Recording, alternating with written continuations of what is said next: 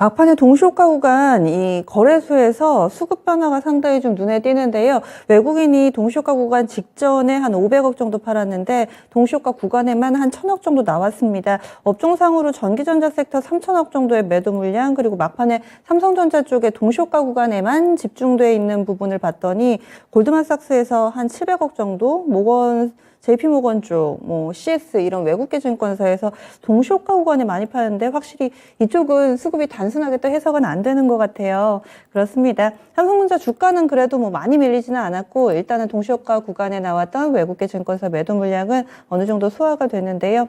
오늘장 해석해보면서 또 내일장 어떨지 내다보겠습니다. 신한금융투자의 손영채 차장입니다. 안녕하세요. 안녕하세요. 네. 오늘장 한마디부터 알려주세요. 네, 오늘장 한마디는 힘들었던 1분기를 마감하며로 정해보았습니다. 네, 1분기 지긋지긋하다 하시는 분들도 계실 거예요. 그래서 2분기가 더 반갑습니다. 오늘장 어떻게 보셨어요? 네, 우선 작년 4분기부터 이어진 본격적인 시장의 조정, 그리고 긴축, 지정학습 리스크 등으로 많은 투자자분들을 괴롭게 했었던 1분기가 이제 끝이 났는데요. 올 한 해만 5조 원 이상 매도를 이어가고 있는 외국인, 특히 이번 주 매도 1위 종목, 말씀 주신 것처럼 삼성전자인데요. 다음 주 실적 발표를 앞두고 있습니다. 1분기 영업이익 컨센서스는 현재 13조 원으로 두 달간 큰 변화는 없었지만 같은 기간 2022년 영업이익은 1.6% 상향되었기 때문에 최근 비메모리 성능 논란으로 인한 외국인의 투자 심리 위축의 어떤 개선 여부가 주가에 중요하게 작용할 것으로 보고 있습니다. 아울러 최근 에너지 가격의 변동이 증시에 영향을 크게 미치고 있는 상황인데요. 에너지 가격 향방에 영향을 미칠 수 있는 다음 주 4월 4일 유로존 재무장관 회의 주목하셔야 할 것 같습니다. 러시아산 에너지 의존도를 줄이기 위한 방안이 논의될지를 중점적으로 보시면 될 것 같고요. 강경한 태도를 지속하고 있는 미국의 추가적인 제재에 대한 부분도 시장에 영향을 줄 수 있을 것 같습니다. 춘내 불사춘, 봄은 왔지만 봄 같지 않은 시장의 분위기는 2분기 초에도 이어질 것으로 보이는데요. 그럼에도 불구하고 엔데믹 기대와 회복 중인 코스피의 EPS 성장률 등 분명 반년 이상 이어진 긴 조정의 흐름에 변화가 일고 있다라는 판단이고요. 늘 말씀을 드리지만 시장 방향의 의존도를 줄일 수 있는 가장 기본적인 방법은 실적을 위시한 펀더멘털임을 인지를 하시고 2022년 예상 EPS를 바탕으로 최대 실적이 기대되면서 계리율이 높은 종목들은 항상 관심권에 두고 보시면 좋을 것 같다라는 생각입니다. 네. 요즘 들어서 이제 좀 바닥을 확실히 좀 다졌다, 이런 시각들 상당히 좀 많습니다. 오늘장에서도 미증시 밀렸지만 우리 증시 비교적 선방을 해줬는데요. 오늘장의 의미 있는 변화 체크 포인트로 정리해 볼까요? 네, 우선 코스피, 러시아의 마리우폴 지역 민간인 대피를 위한 일시적인 정전, 제한 등 영향으로 상승세 자체는 이어갔지만 독일의 비상가스 공급 계획 1단계 발표나 미국의 러시아 철군 아닌 재배치 의심 등으로 인해서 협상 기대감 자체는 좀 주춤하고 있는 상황이고요. 어쨌든 러시아의 일시 휴전 선언 덕에 외국인이 4거래일 만에 순매수로 전환하는 듯 싶었지만 장 막판에 매도폭을 더 키우면서 결국 순매도 마감을 했고요.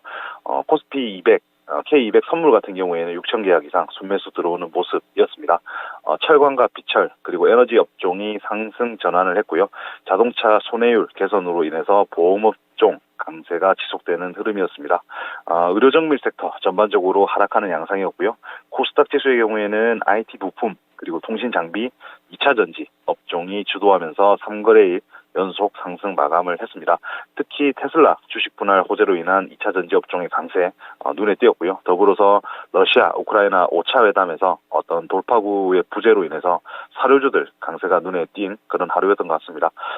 원달러 환율, 러시아를 둘러싼 호재와 악재 첨예하게 대립하는 가운데 약보합권 보여주었고요. 아시아 주요국 증시 역시 마찬가지로 약보합에 비슷한 흐름 이어갔던 하루였던 것 같습니다. 수급 특징 종목과 외국인 매매 동향 한번 살펴보시면 대형주 단에서는 원형 전지의 매출 본격화 기대와 앞서 말씀드린 테슬라 분할 계획 영향으로 삼성 SDI 주가가 5% 이상 상승을 했습니다. 관련 섹터 내에서 일진 머티리얼즈 역시 주가 흐름 좋았던 것 같고요. 삼성화재 그리고 KT 외에 화학업종 내에서 롯데케미칼과 SKC 주가가 강한 흐름을 보였습니다. 코스피 시장 전반적으로 손해보험업종 그리고 통신업종, 화학업종이 강세였던 하루였는데요. 안정적 재무 구조 그리고 높은 이익 구조 지속 전망으로 인해서 효성 첨단 소재 상승률이 특히 돋보였습니다. 코스닥 시장의 경우에는 제약과 유통업 쪽이 전반적으로 약세였는데요. 하락 종목 가운데선 며칠 전 코로나 mRNA 백신 임상 일상 시험 계획 승인을 받았던 ST팜이 외인기관 동시 순매도로 7% 이상 하락하면서 눈에 띄었던 것 같습니다. 오늘 핵심 섹터는 앞서 말씀드린 것처럼 5G 투자 본격화로 인한 통신 장비주의 상승일 것 같은데요.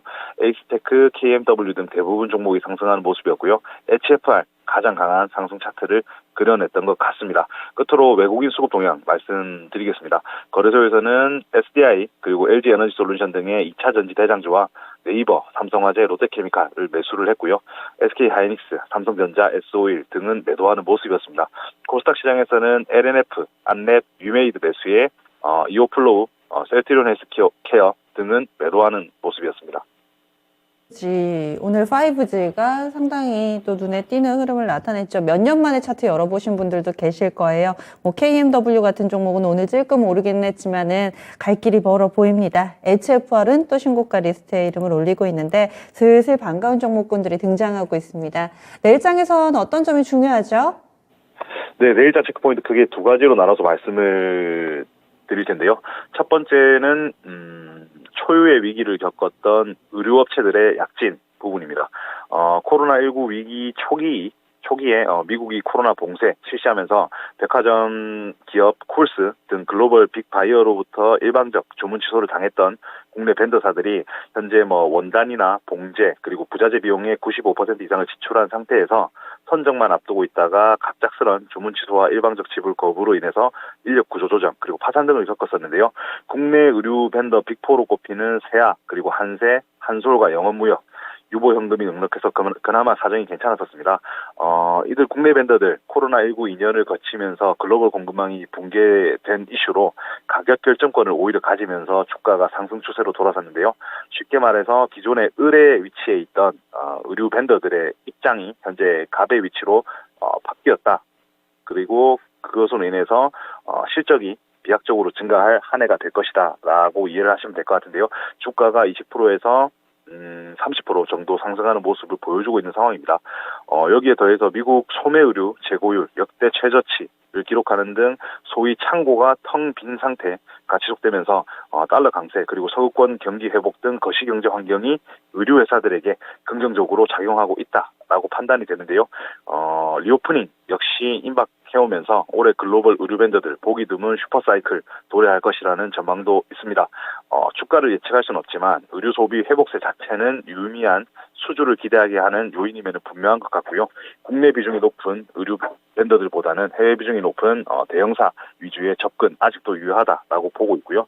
두 번째로는 오를 수밖에 없는 바이오, 헬스케어 부분에 대해서 말씀을 드릴 텐데요. 윤석열 대통령 당선인 정책 공약집을 통해서 인공지능, 반도체, 로봇, 그리고 양자, 탄소 중립, 항공우주를 비롯해서 바이오 헬스를 5대 메가테크로 규정하고 육성을 약속을 했는데요.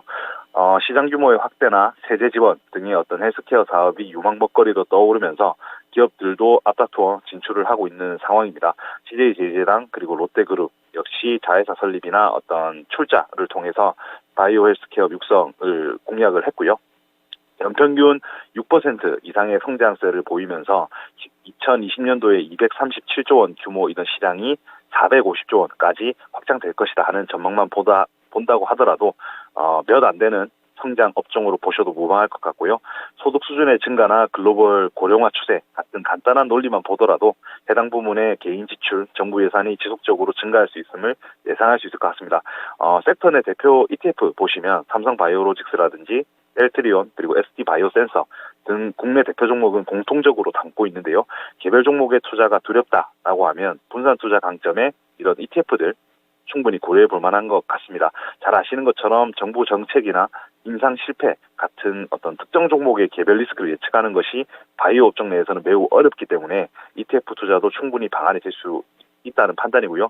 ST바이오센서의 경우 반기 MSCI 지수 조정으로 인해서 신규 편입이 예상되는 부분이 있기 때문에 이런 종목들은 좀 중기 이상으로 길게 관심을 좀 가져보셔도 좋을 것 같습니다. 오를 수밖에 없는 바이오 헬스 이런 표현을 써주셨어요. 뭐 여러 성장성에 있어서는 뭐 이견이 없다. 그리고 정부 정책에서도 5대 성장 동력으로 이야기하고 있다라는 부분 주목해 주셨는데, 근데 뭐 메지온이나 안트로젠 이런 좀 믿을 만한 업체다라고 불렸던 유력 업체들의 악재들이 동시다발적으로 나오면서 사실 요즘에 정책 관련해서 호재가 많음에도 불구하고 투심이 전혀 움직이지를 않거든요. 순환매의 그 궤적 안에 전혀 들어와 있지를 않습니다. 바이오 헬스 단기간 내 투심 회복이 가능할 거라고 보세요?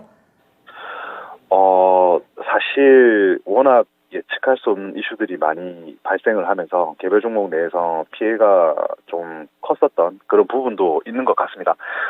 하지만 정부의 어떤 지원을 업었던 업종 등이 업었던 업종들은 공통적으로 시간이 지나면 업종 자체의 어떤 주가 레벨 자체는 올라갔다라는 점을 고려한다면 종목을 잘 선정하는 것도 중요하겠지만 ETF 같이 어떤 퇴직연금이나 어떤 길게 보는 자금의 성격 같은 경우는 충분히 가능성이 있다라는 생각입니다.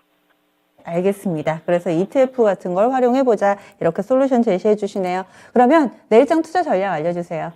네, 내일장 투자 전략 변하지 않는 본질, 기업 마진으로 요약할 수 있을 것 같습니다. 네. 외국인이 올해 들어서 계속 순매도를 이어가고 있는데요. 신규 자금의 유입 없이 거래 대금은 정체, 그리고 등락을 보이고 있는 증시 상황이지만 물가 상승과 긴축 부담 속에 채권 가격의 하락세는 이어지고 있기 때문에 여전히 채권보다는 나은 성과를 보여주는 주식시장이 어떤 초과 수익을 위한 대안이다라는 개인적인 생각에는 변화가 없습니다. 특히 글로벌 증시 기업 마진, 양호한 흐름을 보일 때 증시 조정은 항상 제한적이었다라는 점도 주식에 대한 상대적 매력을 높이는 요인이 될 것 같고요. 바닥은 다졌다. 2,800포인트는 충분히 넘길 수 있다라는 등 많은 희망적 메시지들이 시장에 나오고 있는 것 같은데, 양호한 흐름을 보이고 있는 기업 마진이 지속되는 현재와 같은 상황에서 근거 없는 소리는 아닌 것 같고요. 다만 지역별로 기업 마진 자체의 차별화는 진행되고 있다. 국가별로 차별화는 진행되고 있는 것으로 보입니다.